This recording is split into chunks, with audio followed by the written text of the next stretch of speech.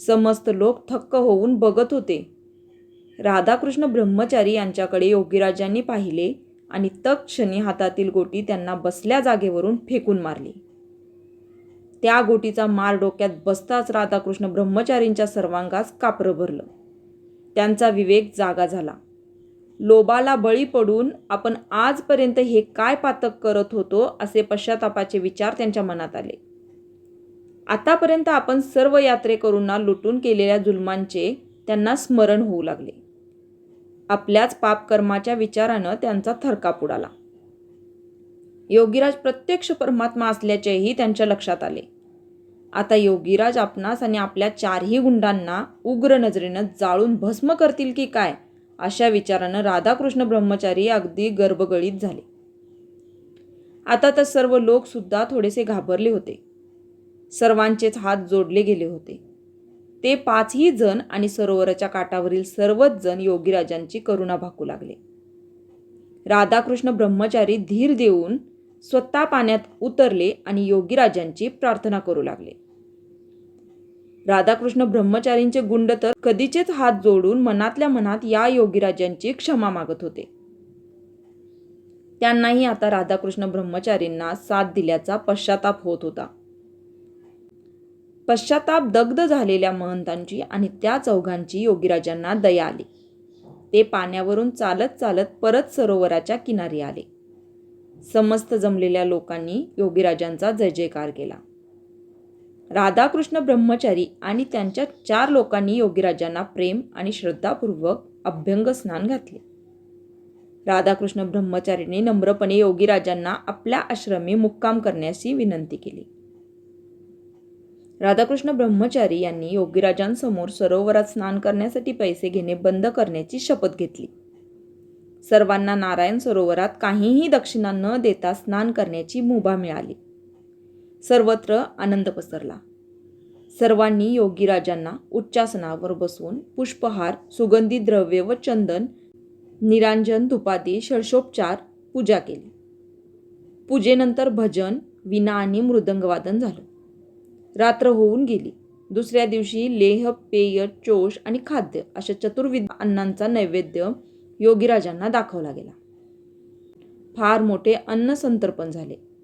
राधाकृष्ण ब्रह्मचारी आता बदलले असल्यामुळं योगीराजांनी नैवेद्यांचा स्वीकार केला. योगीराजांच्या आज्ञेनं सर्व यात्रेकरू भोजनास बसले.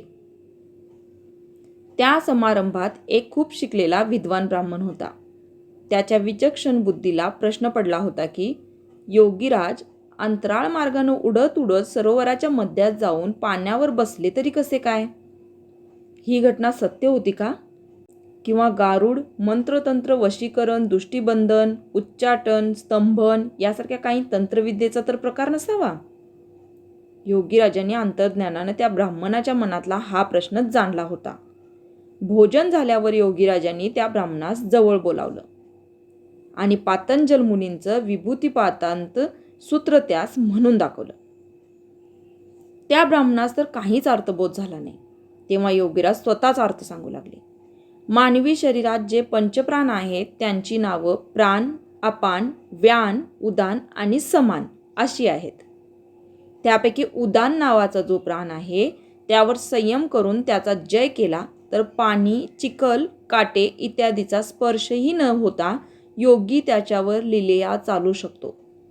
तू तर न्याय आणि व्याकरणाचा अभ्यास केलेला मोठा पंडित आहेस. आम्ही तर काय भिक्षा मागत फिरणारे. आम्हाला तुझ्या इतकं ज्ञान कुठून येणार? आता तर तो ब्राह्मण पंडित फारच खजील झाला. योगीराज एक थोर अधिकारी, साक्षात्कारी, अवतारी पुरुष आहेत याबद्दल त्याची खात्रीच पटली. योगीराजांना मात्र त्याचा संपूर्ण भ्रमनिरास करायचा होता. त्यामुळं योगीराजांनी त्या ब्राह्मणास पुढं विचारलं, अरे तुझे आईबाप कुठं आहेत?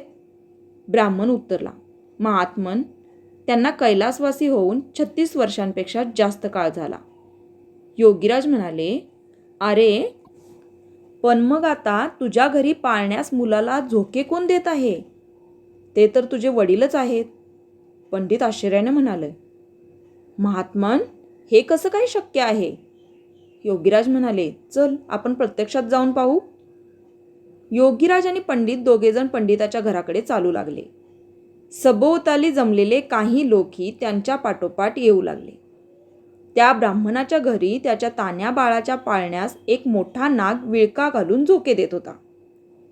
सर्वजण ते दृश्य पाहून आश्चर्यानं थक्क झाले. तो ब्राह्मण तर ते दृश्य पाहून अत्यंत घाबरला. आपल्या मुलाचे आता कोण रक्षण करणार असं त्याला वाटलं. त्या नागाकडे बोट दाखवून योगीराज म्हणाले, अरे घाबरू नको, हाच तुझा बाप होता. त्याच्या कर्मांप्रमाणे त्याला सर्पयोनीत जन्म मिळाला आहे. परंतु तो अजूनही स्वतःला तुझा बाप आणि या बाळाचा आजा समजत आहे. तुझ्या बापाची संसार करण्याची वासना अजून शिल्लक आहे. तो इथं तुझ्या मुलाला झोका देऊन त्याला जोजावतो आहे आणि त्याचं रक्षण करतो आहे. माणसाचा वासना क्षय झाल्या वाचून कधीही त्याला सद्गती प्राप्त होत नाही. तेवढ्यात तो नाग योगीराजांच्या पुढ्यात येऊन त्याच्या चरणावर माथा टेकवू लागला. लोक मारतील या भीतीनं तो योगीराजांच्या चरणावरच घुटमळू लागला. योगीराजांनी त्या नागास उचलून हातात घेतलं आणि म्हणाले, अरे आता या लोकांना तू घाबरत आहेस, परंतु मनुष्य जन्मात असताना तू कधी कोणावर दया केलीस का? कर्म करतेवेळी तुला परमेश्वराची कधी भीती वाटली का? आता तरी तुझी संसाराची वासना शांत झाली की नाही? मानवी जीवनात मायेच्या प्रभावानं मनुष्य कधीही पूर्ण समर्पण करू शकत नाही. थोडा तरी अहंकार शिल्लक राहतोच. परंतु सर्पयोनीत असलेल्या त्या ब्राह्मणाच्या पित्यास योगीराज कोण आहेत हे समजत होतं. त्यामुळं अहंकाररहित पूर्ण समर्पण भावानं त्या सर्पानं आपला फणा टेकवून योगीराजांच्या चरणाचा स्पर्श केला. त्या अहंकाररहित पूर्ण समर्पण भावनेनं प्रत्यक्ष परमात्म्याला केलेल्या चरणस्पर्शाच्या पुण्याईनं त्या ब्राह्मणाच्या पित्याच्या वासना क्षय झाल्या. त्या ब्राह्मणाच्या नागरूपी पित्यानं फणा डोलवत आपली वासना संपली असल्याचा होकारही दिला. योगीराज नाकास उचलून तडक नारायण सरोवराकडे चालू लागले. सर्व लोक त्यांच्या पाठीमागे धावतच निघाले. नारायण सरोवराजवळ येताच योगीराजांनी त्या नागास सरोवरात जाण्यास सांगितले. नागराजानं योगीराजांना प्रणिपात केला आणि त्वरेनं तो नाग सरोवरात दिसेनासा झाला. योगीराज जमलेल्या लोकांस म्हणाले, त्याच्या पूर्वकर्मांमुळं त्याला सर्पयोनी जन्म मिळाला होता. त्याची संसाराची वासना प्रबळ होती, पण तो एक पुण्यात्मा होता, म्हणून आता त्याचा पुढील जन्म योग्याच्या कुळात होईल आणि नंतर क्रमशः त्याचा उद्धार होईल. जमलेल्या साऱ्या लोकांनी तो अद्भुत प्रकार पाहून योगीराजांचा जय जयकार केला. हातातील निळी गोटी झेलत योगीराज झपाझप चालत चालत राधाकृष्ण ब्रह्मचारींच्या आश्रमाकडे विश्रांती घेण्यासाठी वळले. श्रीकृष्ण त्रिविक्रम क्षेत्राचा उद्धार झाला होता. योगीराजांचे काम झाले होते.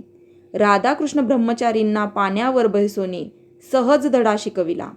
राधाकृष्ण ब्रह्मचारींना पाण्यावर बैसोनी सहज धडा शिकविला. योगीराजांनी त्या योगे श्रीकृष्ण त्रिविक्रम क्षेत्राचा उद्धार केला. श्रीकृष्ण त्रिविक्रम क्षेत्राचा उद्धार केला. श्री स्वामी समर्थ.